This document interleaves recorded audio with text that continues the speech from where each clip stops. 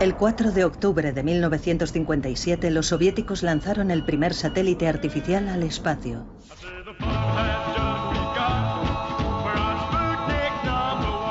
El histórico acontecimiento inspiró al compositor y cantante norteamericano Jerry Ingler a componer la primera canción pop de tema espacial.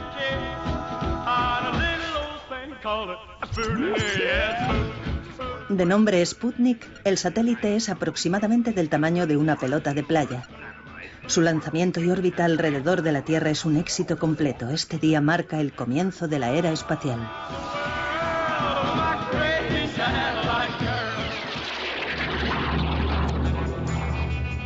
El lanzamiento de la Unión Soviética de aquel satélite al espacio supuso el mayor desafío propagandístico de la Guerra Fría.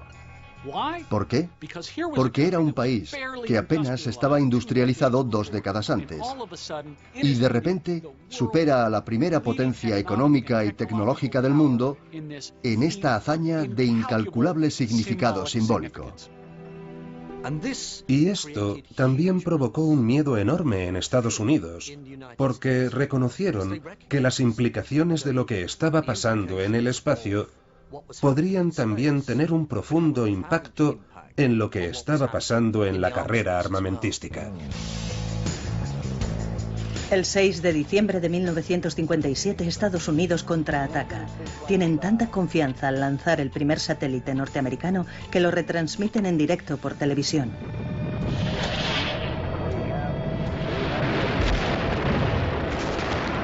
Los titulares lo decían todo. Fracasnik, Fallitnik y Kaputnik. Khrushchev no podía estar más satisfecho. Por primera vez va por delante en la Guerra Fría, muy por delante. Ha logrado la marca del éxito definitiva sobre Occidente. Aparece en la portada de la revista Time como el hombre del año.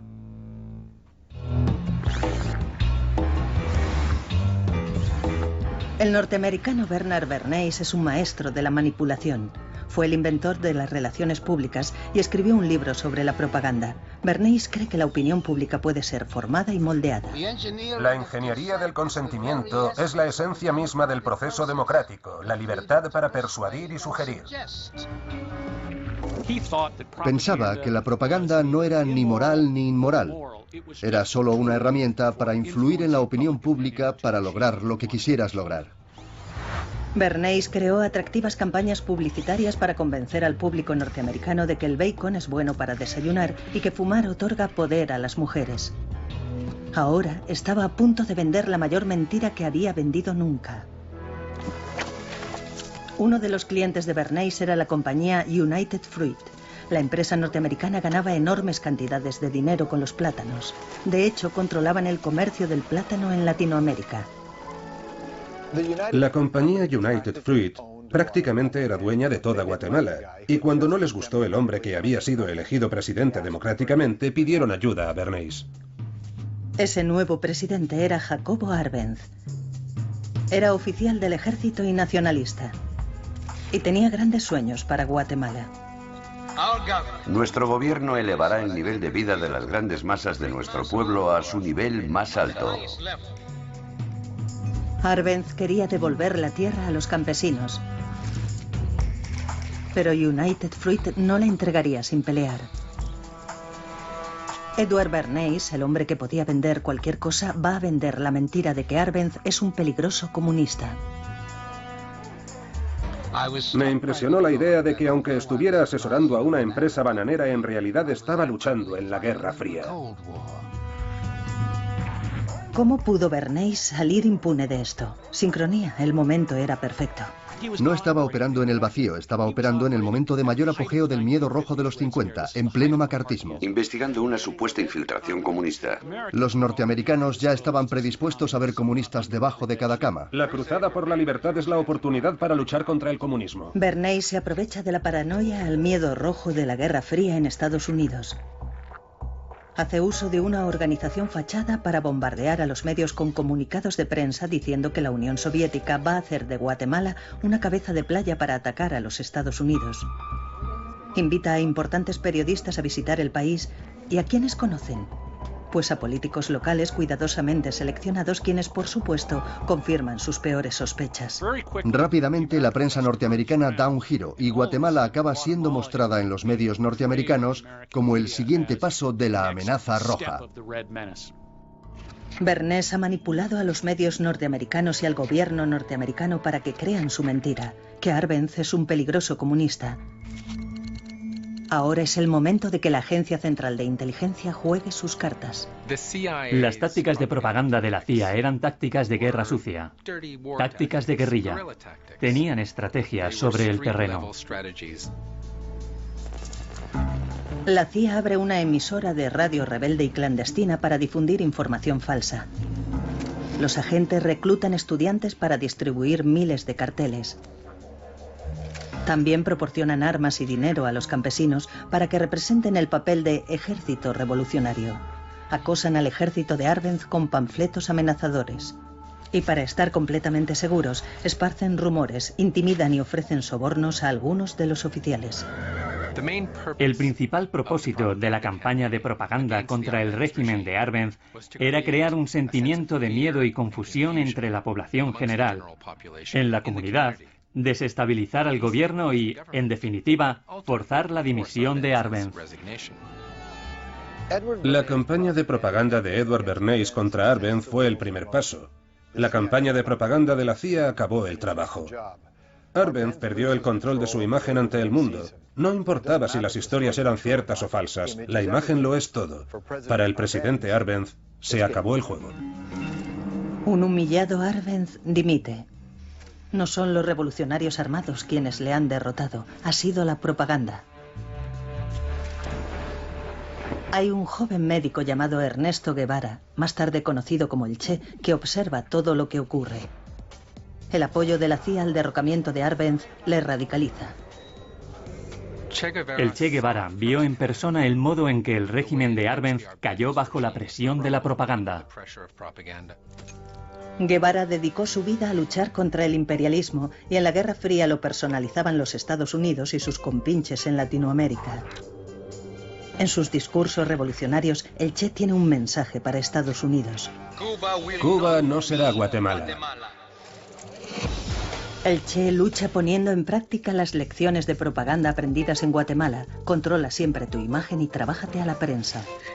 Cada acto del ejército de guerrillas debe siempre ir acompañado de la necesaria propaganda para explicar las razones que les han conducido a ello. Tras huir de Guatemala, Guevara se unió a un revolucionario llamado Fidel Castro. Pusieron en práctica en Cuba todo lo que habían aprendido sobre la propaganda. Castro y Guevara invitaron a la prensa mundial, incluida la CBC, a que cubriera el progreso diario de su revolución. ¿No te gusta? Fidel Castro y el Che Guevara eran muy conscientes de su imagen desde el principio. El día de Año Nuevo de 1959. Tras varios años de guerra de guerrillas, el Che y Fidel derrocaron al gobierno e hicieron una entrada triunfante en La Habana. Cuando salieron de la jungla, tenían el cabello largo, barbas, grandes puros y sus trajes de faena. Se mostraron a sí mismos como románticos héroes conquistadores. Poco después, Fidel Castro fue a Estados Unidos y proclamó: "No somos comunistas". Sin embargo, en su país, su política económica refleja algo diferente. Cuando Castro subió al poder, implementó un sistema de nacionalización, y la nacionalización en la terminología norteamericana era equivalente al comunismo y al socialismo, y por lo tanto sencillamente inaceptable. Las relaciones con Estados Unidos se deterioraron hasta el punto de que Castro se vuelve a los soviéticos para pedir ayuda. Cuba ahora es comunista. Hay un nuevo frente en la Guerra Fría, un país comunista a solo 140 kilómetros de las costas de Estados Unidos, y se sabe que eso significa problemas. 18 meses más tarde, Cuba quedará atrapada entre las superpotencias en un juego mortal de a ver quién se rinde primero, mientras el mundo avanza hacia el borde de la aniquilación nuclear. Nueva York, verano del 59. Vienen los rusos. Y están haciendo un espectáculo de propaganda en el centro de Norteamérica. Todo forma parte de un programa de intercambio cultural con los estadounidenses, una especie de acercamiento en las relaciones. Pero no se equivoquen, Norteamérica y la Unión Soviética siguen siendo enemigos, y esto es la guerra, una guerra por medio de una feria comercial. No es sorprendente que la estrella del espectáculo soviético sea el Sputnik, otra oportunidad de restregárselo, de recordarles que llegaron los primeros al espacio. Pocas semanas después les toca a los norteamericanos. Van a Moscú a hacer lo que mejor saben hacer. Dar un espectáculo, una grande y ostentosa exposición para vender el sueño americano. Nikita Khrushchev no tenía ni idea de lo que le aguardaba. Estas exhibiciones eran muy populares durante los años 50, un día de excursión en familia para ver de cerca el último grito en todo. Pero esto es desmesurado. Por primera vez Norteamérica puede presumir de los beneficios del capitalismo precisamente en la comunista Moscú. Aparentemente, las intenciones de la exposición estaban muy claras. Queremos que Estados Unidos parezca un país acomodado. Queremos que parezca diverso culturalmente. Queremos contraatacar la ficción comunista. Se trataba de mostrar al pueblo ruso que lo que tenían, el crecimiento que creían estar experimentando, era solo una gota en el océano comparado con lo que podrían y deberían tener, y por supuesto, con lo que los norteamericanos disfrutaban ya. Tatiana Stepanova es una entre millones de soviéticos que han oído hablar de la exposición. Es una colegiala típicamente soviética y está impaciente por acudir. Todo el mundo quería ver la exposición. Era sensacional. Era indispensable. No sabíamos qué esperar. Solo queríamos ir. Yo quería ver la moda norteamericana. La ropa estilosa no existía en la Unión Soviética y estábamos desesperadas por tener un bonito par de zapatos, un vestido o un abrigo bonito. Pensaba que nadie me miraría ni se enamoraría de mí si no tenía la ropa adecuada. Cada día, miles de soviéticos hacían cola para visitar la exposición norteamericana. Robaron todos los catálogos de Sears and Roebuck. Estaban de pie en la cola durante horas solo para probar una muestra de Pepsi Cola que daban en una copa conmemorativa que podían llevarse a casa y poner en su cómoda.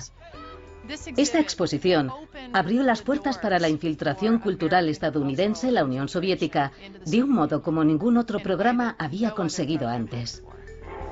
El vicepresidente Nixon escolta al primer ministro soviético Khrushchev en una vista preliminar de la Feria de Estados Unidos en el Parque Sokolniki.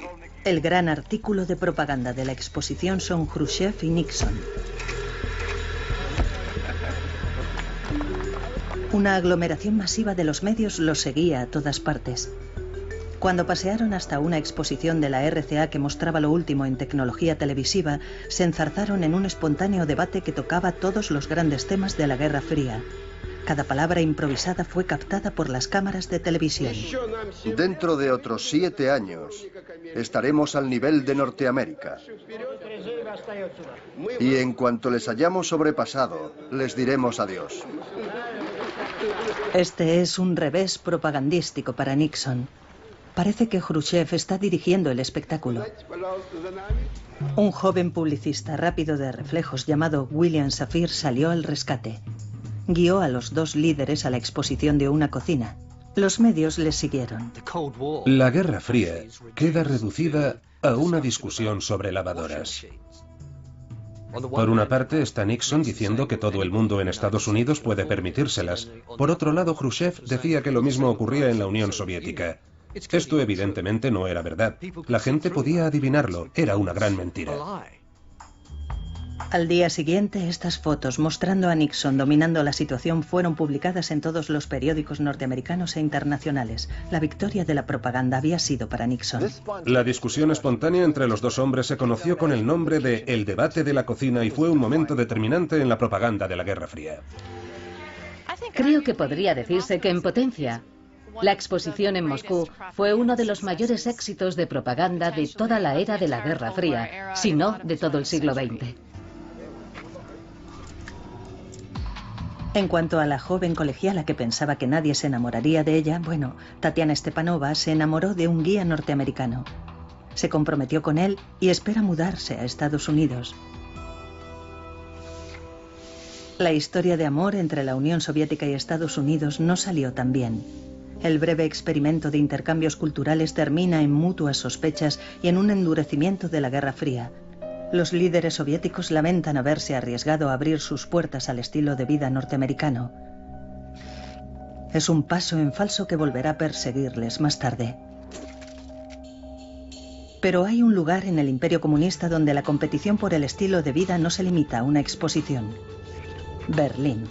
La ciudad estaba dividida en dos políticamente, pero en absoluto físicamente, lo que significa que podían cruzar de un lado al otro. Y algunas personas, por ejemplo, incluso vivían en una mitad de la ciudad, digamos en Berlín Oriental, y tenían el trabajo en Berlín Occidental. Aunque no hay barreras entre el este y el oeste, el contraste es cruel. Barbara Schumann vive en la parte este, pero le gusta visitar a su tía en Berlín Occidental. Me permiten verla una vez al mes, solo un día. Siempre tengo que pedir permiso y obtener una carta especial de mi escuela. Oficialmente no tengo permitido llevarme nada conmigo del Berlín Oeste al este. Pero por supuesto lo hace a pesar del riesgo que supone, porque Berlín Occidental lo tiene todo. Es un escaparate de todas las cosas occidentales. Hay muchas cosas que hacer, ver y comprar. Y es tan sencillo como subir a un tren en el este y bajarse en el oeste.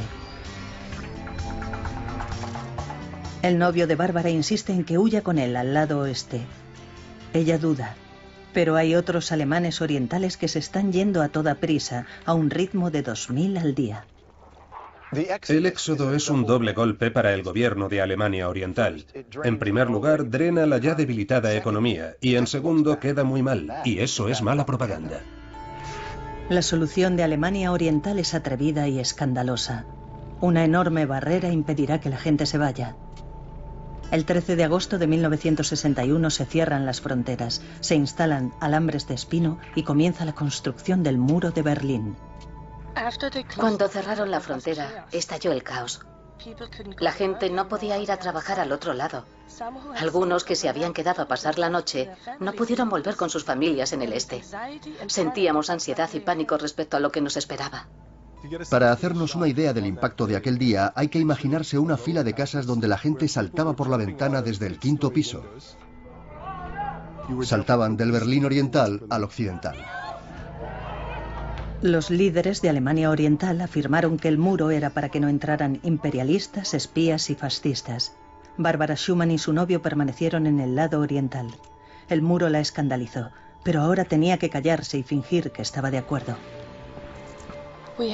Tenemos que ir a mítines políticos y alabar la jugada del gobierno de Alemania Oriental. Pero nadie habla, todo el mundo se mantiene callado.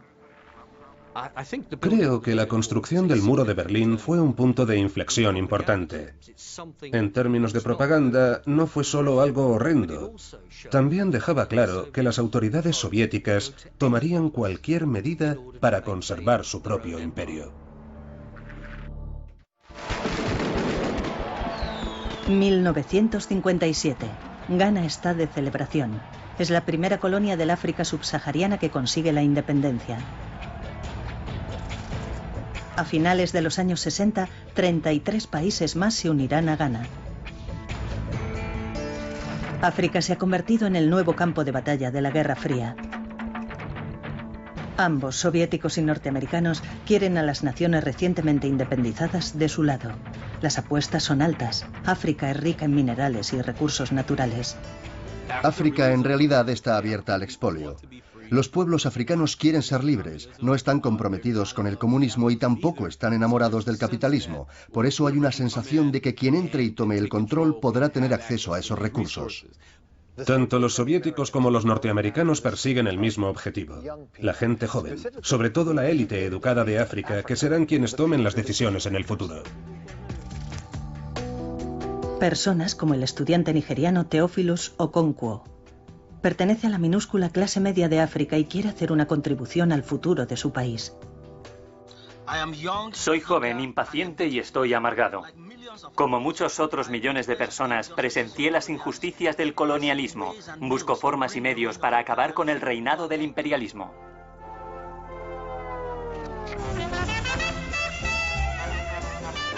La campaña de propaganda norteamericana fue muy por delante de la soviética. Tenían un arma secreta. Los norteamericanos patrocinaron giras de jazz que incluían a superestrellas internacionales como Louis Satchmo Armstrong. Aquel hombre lo tenía todo: una voz grave reconocible al instante, la habilidad de hacer magia con su trompeta y el suficiente carisma para embelesar a un estadio. Nunca intenté demostrar nada, solo quería dar un buen espectáculo. Pero la música no vale nada si no puedes hacerla llegar al público. La personalidad afable de Armstrong, por no mencionar su estatus de superestrella, contribuyó a enfatizar la idea de Norteamérica como la tierra de las oportunidades y la igualdad. Pero todo eso estaba a punto de cambiar. Al mismo tiempo que Estados Unidos buscaba ganarse la alianza de los líderes africanos de estos nuevos países emergentes, tenía lugar el movimiento por los derechos civiles en Estados Unidos. Y esto supuso un enorme desafío, ya que se posicionaba a sí mismo como el adalid de la libertad y la democracia. Y sin embargo, un número enorme de sus propios ciudadanos estaban activamente privados de derechos. Little Rock, Arkansas. Las escuelas segregadas se prohíben en Estados Unidos, pero en el sur hay resistencia a esta mezcla de razas. A una estudiante se le prohíbe la entrada en el Instituto Central de Little Rock. Las fotos provocaron una condena global. Las embajadas norteamericanas de todo el mundo informaron del impacto. Muchas personas de todo el mundo dijeron que sencillamente no creían lo que las autoridades decían porque habían visto las imágenes del que no era un país libre. No se cree en la democracia si esto les está ocurriendo a los escolares. Louis Armstrong está tan escandalizado que cancela una gira a la Unión Soviética y denuncia al gobierno norteamericano. Si esta es la forma en que tratan a mi gente en el sur, el gobierno puede irse al infierno. La gente en la Unión Soviética me pregunta qué le pasa a mi país. ¿Qué quieren que les diga?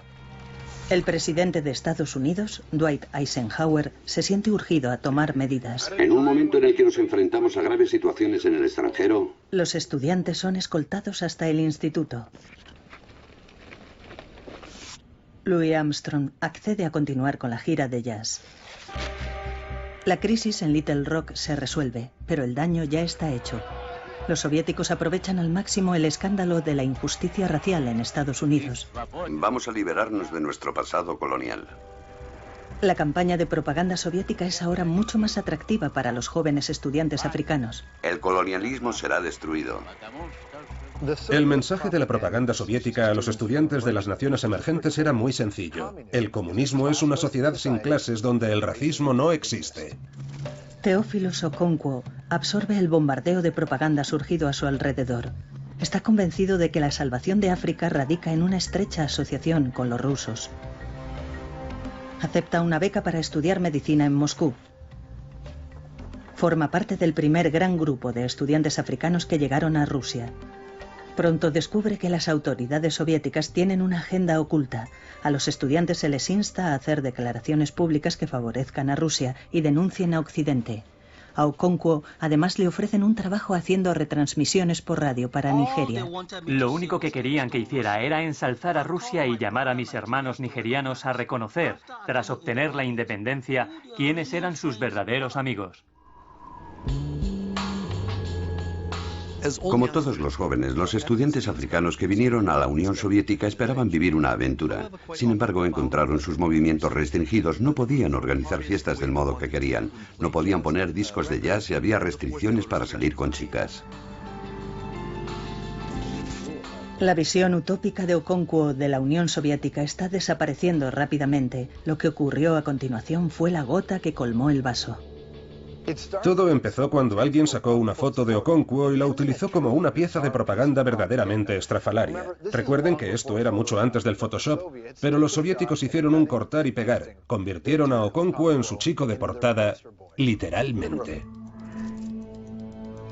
Era yo en la portada de una revista soviética. Un fotógrafo me pidió que posara como si boxeara. Y me sacaron con cadenas en las muñecas y un imperialista dándome latigazos. Cuando vi la revista, me quedé impactado. Distribuyeron la revista a los países recién independizados, como recordatorio de su pasado como colonia occidental. 2 años más tarde, Okonkwo sintió que ya había visto suficiente. Él y otros 2 estudiantes africanos huyeron de Moscú y emitieron una advertencia a los líderes de África. Consideramos nuestro deber advertir a los líderes de África contra el comunismo y sus peligros. Las consignas de libertad para África son pura propaganda sin sinceridad. La prensa occidental aprovecha la oportunidad para usar a Okonkwo y a sus compañeros estudiantes para evidenciar la hipocresía de la propaganda rusa. Al final, Okonkwo regresó a Nigeria desilusionado de ambas partes en el tira y afloja de la guerra de propaganda.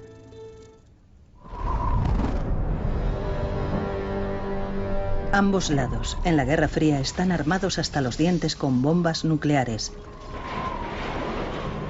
Los norteamericanos tienen más cantidad que sus enemigos soviéticos, pero eso no importa. Las nuevas bombas de hidrógeno son más destructivas que las antiguas bombas atómicas. Sois el objetivo de aquellos que pisotean las libertades de los hombres libres. Eran suficientemente potentes para arrasar ciudades y extender cantidades masivas de una mortal lluvia radiactiva. Una gran parte de la propaganda nuclear de los años 50 lo hace valiéndose del miedo.